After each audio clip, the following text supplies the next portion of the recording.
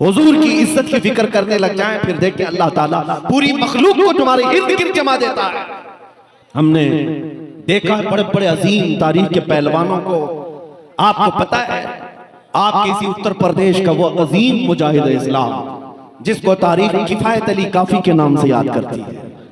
जानते हो, किफायत अली काफी रहमतुल्लाह ताला अलैह को मुरादाबाद शहर में अंग्रेजों ने गिरफ्तार किया था। 8 दिन तक उनके जिस्म पर गरम स्त्री फेरी जाती थी। स्त्री को गरम करके प्रेस को और उनके जिस्म पर, नंगे जिस्म पर फेरी जाती थी, और जब चमड़ी जलती थी तो रात को उस पर नमक डाला जाता था। ये किफायत अली काफी के साथ, एक आलिम रब्बानी के साथ बड़ी मुसीबत है मेरे अजीजों। उलमा ने आज हमने देखा क्या है मुसीबत, हमने अभी मुसीबत देखा ही क्या है। जब उन्हें गिरफ्तार करके मजबूर किया जा रहा था कि आप अपनी बातों से रुजू कर लो अंग्रेज हुकूमत के खिलाफ जो बातें हैं, और हज़रत किफायत अली काफी रहमतुल्लाह ताला अलैह को मजबूर किया जा रहा था। और उनकी जिंदगी में देखा लोगों ने कि वो टस से मस होने को तैयार नहीं। 8 दिन के बाद आपको फांसी की सजा सुनाई गई और चौराहे पर ले जाकर के आपको फांसी पर लटकाने का इंतजाम हुआ। ऐ लोगों, मैं आपको बताऊं, उस आलिम रब्बानी ने चूचिरा नहीं किया कि मैं फांसी से लटक जाऊंगा तो मेरे बीवी बच्चों का क्या होगा, मेरी जिंदगी क्या होगी। नहीं, मुझे एक बात मुतासिर करती है, वो ये है कि किफायत अली काफी को जब अंग्रेज पकड़ करके गिरफ्तार करके सूली पर ले जा रहे थे तो तमाशा देखने वाले लोग भी थे। आपसे पूछा गया कि अब फांसी पर जा रहे हो, आखिरी कोई ख्वाहिश है? जब किसी को फांसी के फंदे पर चढ़ाया जाता है, आखिरी ख्वाहिश पूछी जाती है, तो फांसी के फंदे पर लटकने वाला पहले ये बोल देता है मैं बीवी से मिल लूंगा, बच्चों से मिल लूंगा, रिश्तेदारों से आखिरी मुलाकात कर लूंगा, कोई चीज खा लूंगा। उसकी आखिरी ख्वाहिश ये है। किफायत अली काफी से पूछा गया फांसी का फंदा गले में डालने से पहले कोई ख्वाहिश है? किफायत अली काफी ने कहा एक ख्वाहिश है कि जमकर नाते रसूल पढ़ लो। सुभान अल्लाह, सुभान अल्लाह। एक बार हुजूर की बारगाह में गुनगुना लूं। उनको छोड़ा गया, तब किफायत अली काफी गुनगुना रहे थे, कोई गुल बाकी रहेगा न चमन रह जाएगा, पर रसूलुल्लाह का दीन हसन रह जाएगा।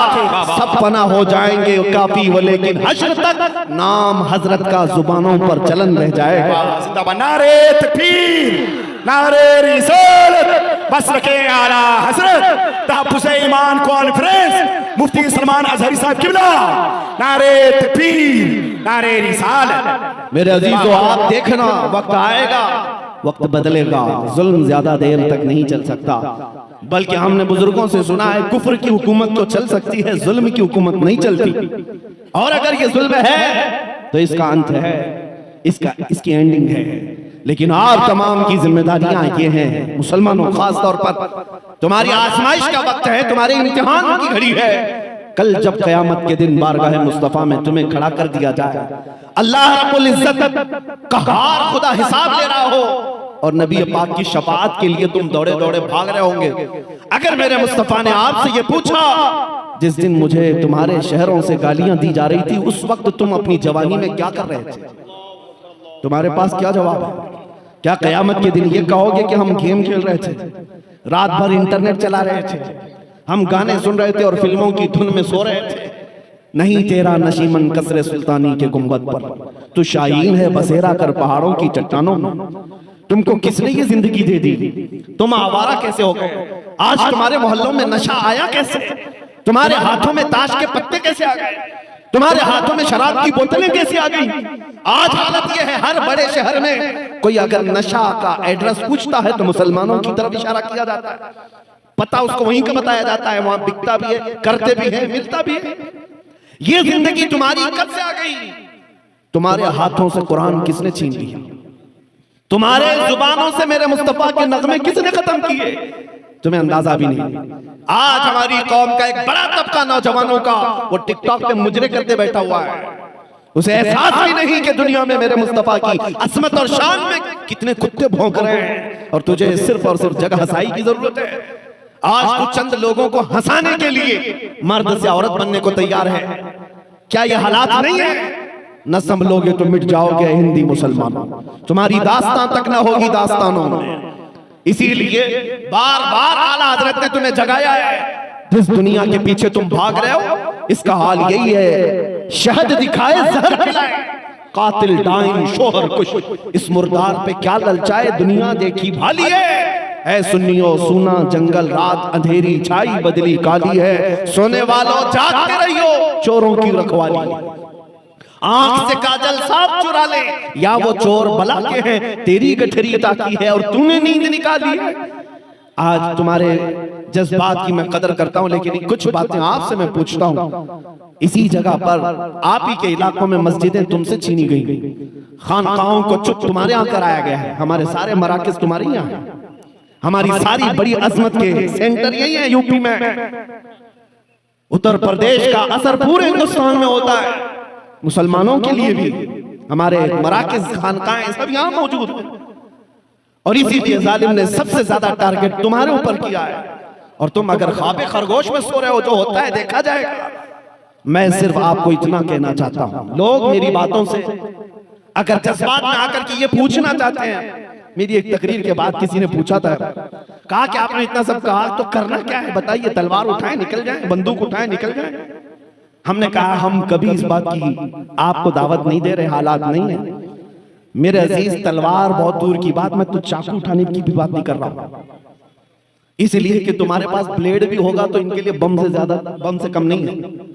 हमें पता है ना हम तलवार की ना बंदूक की बात कर रहे हैं, लेकिन मैं उससे भी ज्यादा और आला चीज की बात कर रहा हूं, जो तलवार असर नहीं कर सकती, जो बंदूक और बारूद असर नहीं कर सकते। वो क्या है? एक मुसलमान इश्क़ रसूल में डूबकर किसी गली में चले, इतना ही काफी है, इतना ही काफी। अरे तुम्हारा चलना फिरना लोगों के लिए मुसीबत बन जाएगा, कई लोगों की नींद हराम हो जाएगी। जिस दिन तुम जाग गए, जिस दिन तुम बेदार हो गए, जिस दिन तुम्हारे होश संभल गए, मेरी जिंदगी वो नहीं है जो मैं गुजार रहा हूं। जिस दिन एहसास हो गया बस इतना ही काफी है, सीनों में अज़मते मुस्तफा बिठाओ, तुम्हारे चाल चलन बदल लो, फिर देखो जुरत नहीं होगी मेरे अजीजों, क्योंकि तारीख की सच्चाई का मैं आपको बता रहा हूं। एक सहाबी है सलमा बिन अकवा, मेरे आका के गुलाम सहाबी, एक बार 400 लोग अब्दुर्रहमान नाम के कारा के एक शख्स के साथ, वो कुफार और मुशरिकीन का सरदार था, मदीने के एक बागीचे पे हमला कर दिया, हुजूर की ऊंटनियों को कब्जा कर लिया, खजूरें लूट करके ले जाने लगा। मदीने में कोई देखा नहीं, एक ही सहाबी ने देखा, सलमा बिन अकवा, लेकिन उन्होंने शोर नहीं मचाया, हल्ला नहीं मचाया, कहा मैं अकेला हूं, रात का वक्त है, दौड़ा दो इनको, और दौड़ाया। हैरत की बात है कि 401 आदमी से डरकर भागने भी लगे, भाग भी रहे, रिवायत मौजूद है। और इतना भगाया सलमा बिन अकवा, जिनको राजिलु रसूलिल्लाह कहा जाता है, और वो 400 लोग दौड़ते थे जहां हज़रत सलमा बिन अकवा का पांव पड़ता था, वो डर के मारे हैबत से कांपते थे। अगर कोई ठोकर से गिरता, सिर्फ उसकी गर्दन पर पैर रख करके चले जाते। कभी कभार मैं तारीख की सच्चाइयां देखता हूँ, 400 कहाँ है और एक मेरे मुस्तफा का दीवाना कहाँ है, दौड़ा रहा है। आखिर में पहाड़ियों पर चढ़ करके उनका सरदार पुकार करके कहता है, मियां एक आदमी तू क्यों दौड़ा रहा है, हमें क्यों भगा रहा है? सलमा बिन अकवा ने कहा, जब तक तुम्हारी झोलियों में मदीने की एक खजूर भी बाकी रहेगी, मैं तुम्हारा पीछा नहीं छोड़ने वाला। अब्दुर्रहमान कारा का जो शख्स था, उसने अपने सिपाहियों से कहा, मियां इसको दे दो सारा लूटा हुआ माल, छोड़ दो इनकी ऊंटनियां, खजूरें फेंक दो।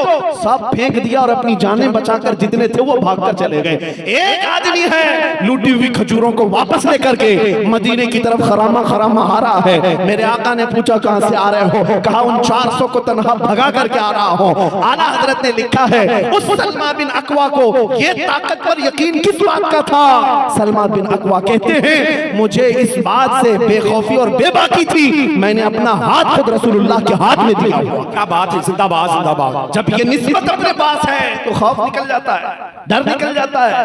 आपके लिए भी मैं ये बात कहता हूं, इतना नारा लगाना सीख जाओ, अपना सब कुछ गुंबद खतरा कल भी था और मेरे नबी से मेरा रिश्ता कल भी था, और बतला दो गुस्ताखे नबी को गैरत सुन्नी जिंदा है, उन पे मर मिटने का जज्बा कल भी था। बहुत खूब, बस इतना जज्बा अगर तुम्हारा सलामत रहा तो फिर किसी हथियार तंजीम और फौज की जरूरत नहीं।